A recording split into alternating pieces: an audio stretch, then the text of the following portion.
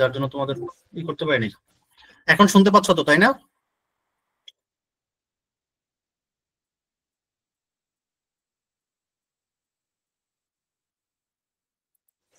ঠিক আছে, ওকে। তাহলে আমরা এখন দেখি, একটু লেট করে ফেলছি আমরা, আবারও সরি। হ্যাঁ, দেখো যে আমাদের যেটা বলছে এখানে, কোন বিশ্ববিদ্যালয়ের কয়েকটি বিভাগের স্নাতক সম্মান শ্রেণীতে পাশের হার ও শিক্ষার্থীর সংখ্যা।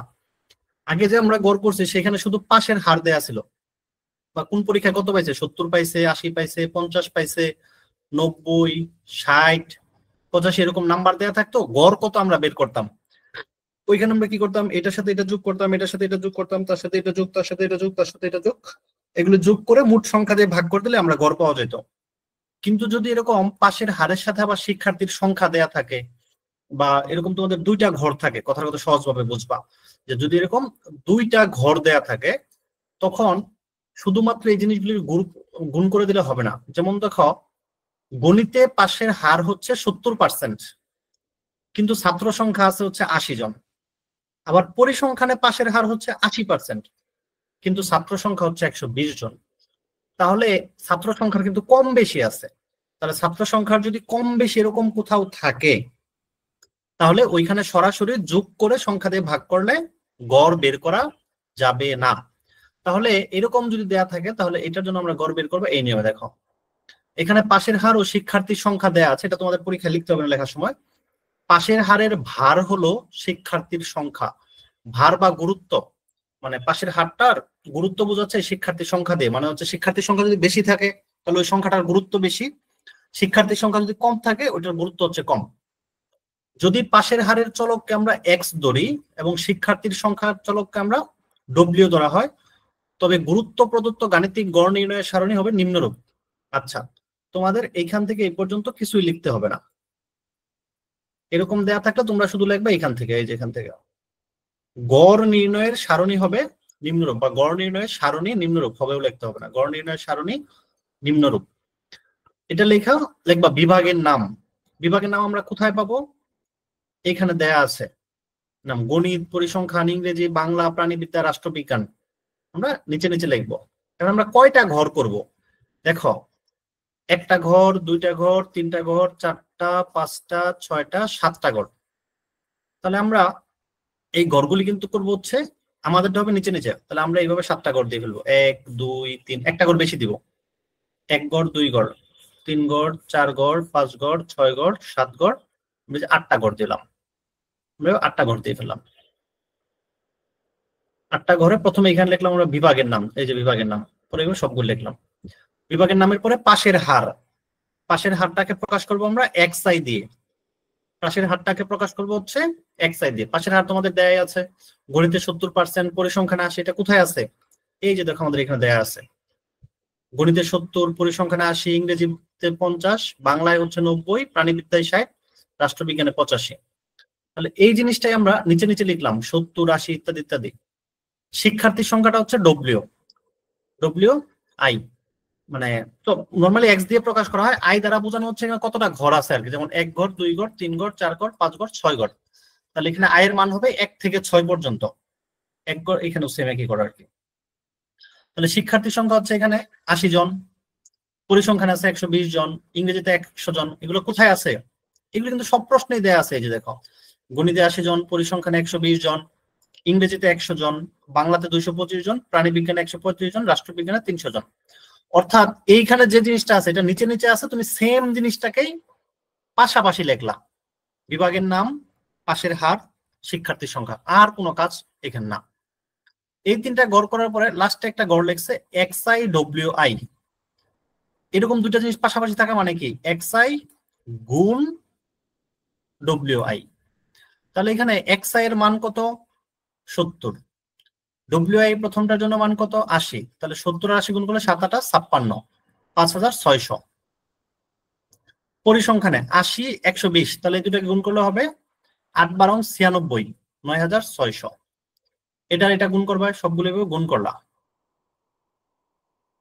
বুঝছো কিনা খেয়াল করো, জাস্ট খালি এইটার এটা গুণ করে এখানে বসাই দেবো, আর কিছুই না। তাহলে এটা লিখলাম আমি x I into W I.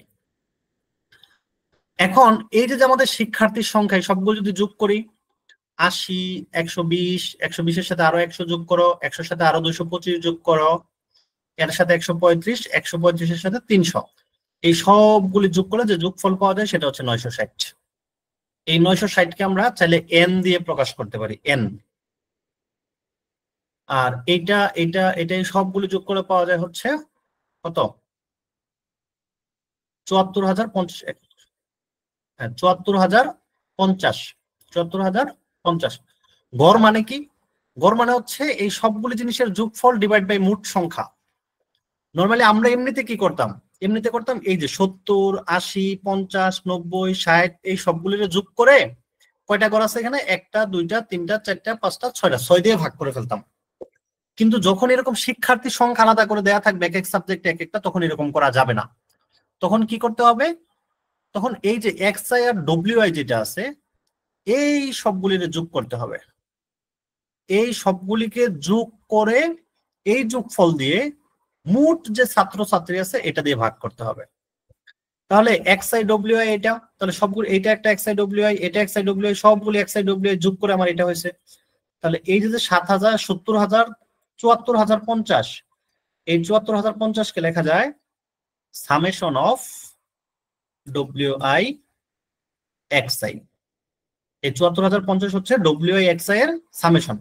তুমি চাইলে এখানে দিতে পারো আই সমান 1 থেকে উপরে লিখতে পারো হচ্ছে কে লিখতে পারো, এন লিখতে পারো, অথবা ঘর সংখ্যা লিখতে পারো। কয়টা ঘর? 1, 2, 3, 4, 5, 6 কেও লিখতে পারো, অথবা কে না লেখা সরাসরি ঘর যতটা আছে সেটা লিখে দিতে পারো, 6 লিখে দিতে পারো।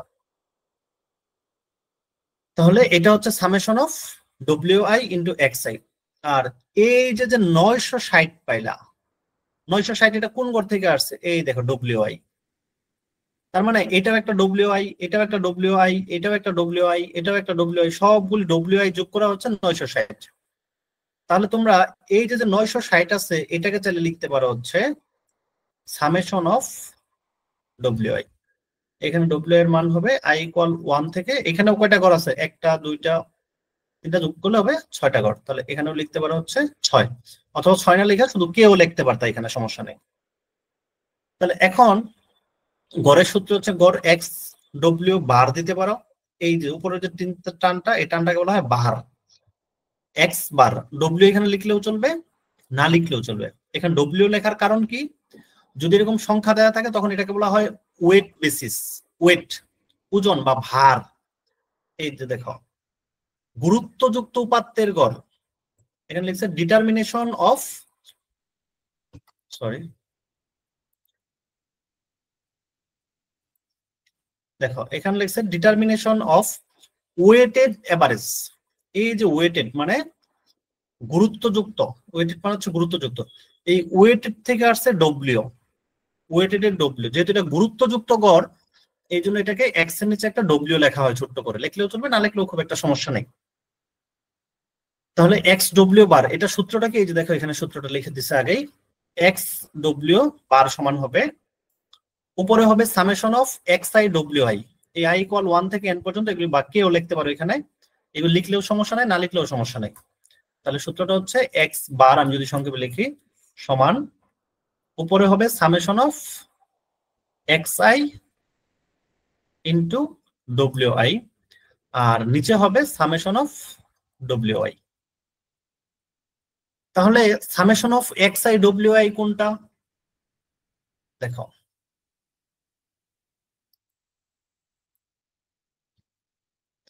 এই যে আমরা মানটা পাইছিলাম 7,450, এটাই ছিল summation of W I X I. আর এই যে 960 পাইছো, এই 960টা হচ্ছে সামেশন অফ, সরি, এই 960টা হচ্ছে সামেশন অফ ডব্লিউ আই।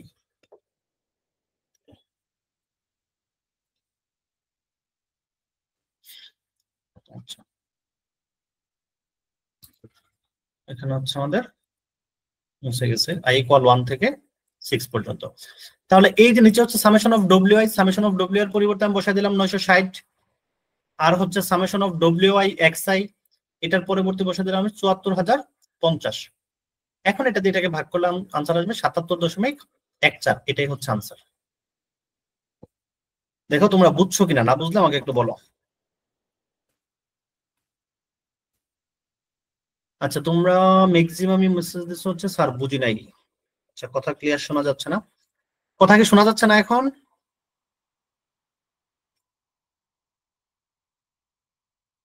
যারা বুঝো নাই আবার আমি রিপিট করবো, কোনো সমস্যা নেই, আগে বলো কথা শোনা যাচ্ছে কিনা ক্লিয়ারলি। আচ্ছা, যারা বুঝো নাই আমি কি আরেকবার রিপিট করব?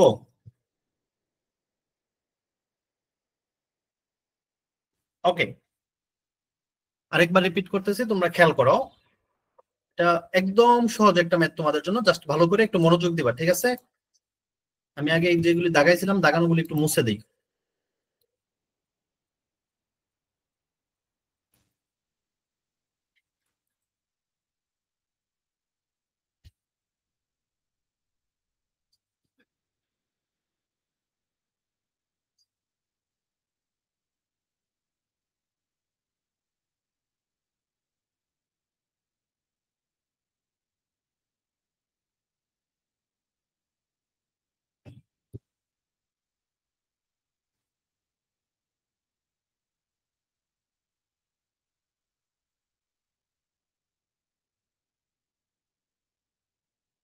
ওকে, দেখো এখানে বলছে কোন বিশ্ববিদ্যালয়ের কয়েকটি বিভাগের স্নাতক সম্মান শ্রেণীতে পাশের হার দেয়া আছে, শিক্ষার্থীর সংখ্যা দেয়া আছে।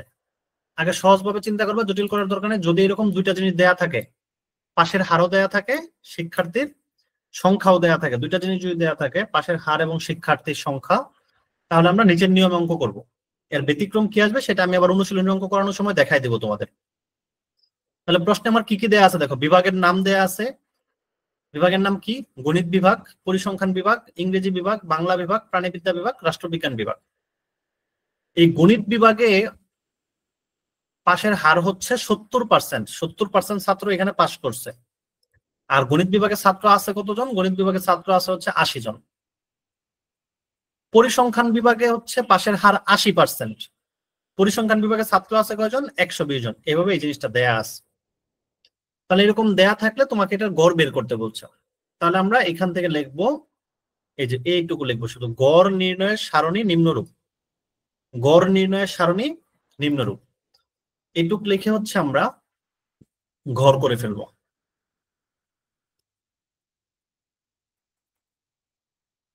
এইটুক লিখে আমরা কিছু ঘর করব। হ্যাঁ,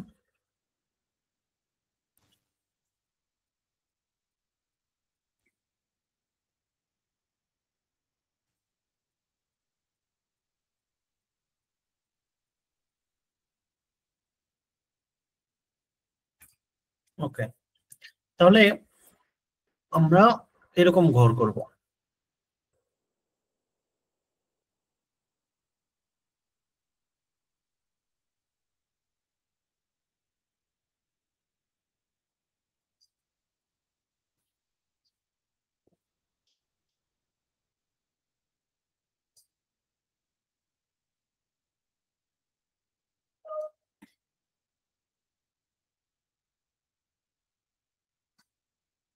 ঠিক আছে, এখন এই যে আমরা চারটা ঘর করলাম। চারটা ঘরে প্রথম করে কি লিখবো দেখো, প্রথম ঘরে তাদের কি দেয়া ছিল প্রশ্নে?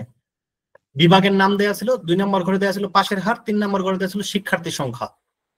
এইগুলি দেয়া আছে নিচে নিচে, তুমি এগুলি লিখবা ডানে ডানে, বিভাগের নাম, পাশের হার, শিক্ষার্থীর সংখ্যা। তাহলে প্রথম ঘরে লিখবা হচ্ছে বিভাগের নাম, 2 নম্বর করে লিখবা পাশের হার। আমি বইয়ের জিনিসটা লিখতেছি, কাজে লেখা বোঝা না গেলে আমরা বইয়েরটা দেখে ফেলবো, সমস্যা নেই। শিক্ষার্থীর সংখ্যা। এই দেখো পাশের হার জিনিসটাকে কি দিয়ে প্রকাশ করা হয়? পাশের হারকে প্রকাশ করা হয়, খেয়াল করো এখানে ভালো করে, এক্স আই দিয়ে। আর শিক্ষার্থী সংখ্যা এটা গুরুত্ব বহন করে, এটাকে প্রকাশ করা হয় ডব্লিউ আই দিয়ে। তাহলে এই পাশের হারের নিচে ছোট করে লিখবা হচ্ছে এক্স আই, আর শিক্ষার্থীর সংখ্যার নিচে ছোট করে লিখবা ডব্লিউ আই। আর এই যে যে এখানে আছে তোমাদের যেটা, এইখানে লিখবা এই দুটো জিনিসের গুণফল, এক্স আই গুণ হচ্ছে ডব্লিউ আই, এক্স আই এর সাথে ডব্লিউ আই টা গুণ করে দিবা। তাহলে বিভাগের নাম কি কি ছিল প্রশ্নে দেয়া ছিল? প্রথমে ছিল গণিত, পরে ছিল পরিসংখ্যান, পরে ছিল মনে হয় ইংরেজি। গণিত, পরিসংখ্যান, ইংরেজি। ইংরেজি, বাংলা, প্রাণীবিদ্যা, রাষ্ট্রবিজ্ঞান এইভাবে দেয়া আছে। পাশের হারও আমরা প্রশ্ন থেকে পাইলাম 70%, 80 ইত্যাদি ইত্যাদি। কই থেকে পাইছি? এই দেখো, গণিতের পাশের হার কত? গণিতের পাশের হার 70, পরিসংখ্যানের পাশের হার কত? 80, ইংরেজির পাশের হার কত? 50। তাহলে এই গণিতের পাশের হার হচ্ছে 70, পরিসংখ্যানের হচ্ছে 80, ইংরেজির হচ্ছে 50, বাংলার হচ্ছে 90, প্রাণীবিদ্যার 85 লিখলাম। এরপরে শিক্ষার্থীর সংখ্যা, শিক্ষার্থীর সংখ্যা তো আমাদের ওইখানে দেয়া আছে, লিখলাম। এরপরে হচ্ছে এক্স আই ডব্লিউ আই, মানে এক্স আই এর সাথে ডব্লিউ আইটা গুণ করে দিবা। এই ঘরে এক্স আই কত দেখো, এর মাথার উপরে আছে এই যে এক্স আই, মানে এই ঘরে যারা আছে সবাই এক্স আই, এই ঘরে যারা আছে সবাই ডব্লিউ আই। তাহলে এই প্রথম লাইনের জন্য এক্স আই হচ্ছে 70, আর এই প্রথম লাইনের জন্য ডব্লিউ আই হচ্ছে 80। তাহলে 70 আর 80 এই দুটো যদি গুণ করি কত হবে? 5600, এটাই করে লিখলাম। 80 আর 120 যদি গুণ করি তাহলে 9600, এটাই করে লিখলাম। 50 আর 100 যদি গুণ করি 5000, তাহলে এটা গুণ হবে এখানে। এইভাবে সবগুলো লিখলাম।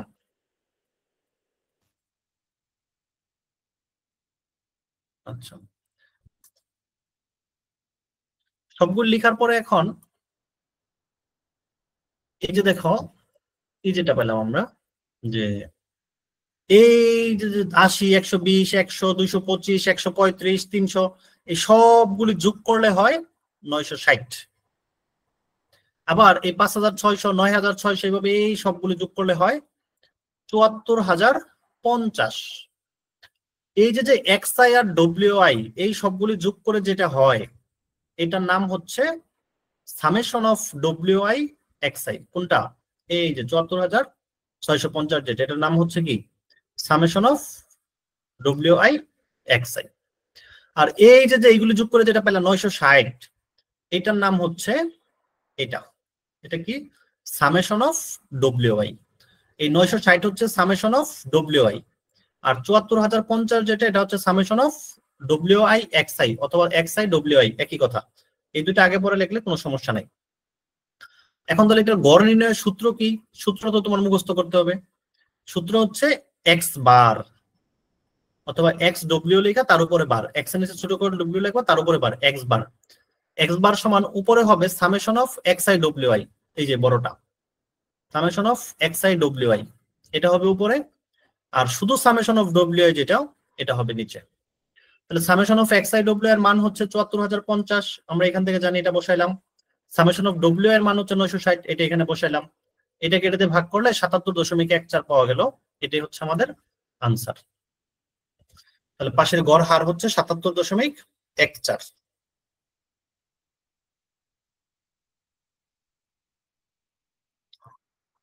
বুঝছো এখন, না কনফিউশন আছে? তো আর আজকে ক্লাসে উপস্থিতি সংখ্যা খুবই কম, এটা খুবই দুঃখজনক। এরকম হলে তো আমি আর ক্লাসে নিব না। যারা রেগুলার না থাকবে তাদের জন্য তো ক্লাস নেওয়া যাবে না।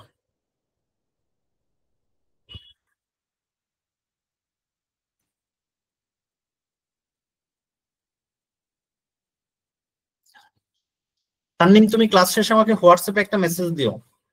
ক্লাস বুঝো না, এটা আমাকে হোয়াটসঅ্যাপে একটু মেসেজ দিও, আমি দেখাই দেবো।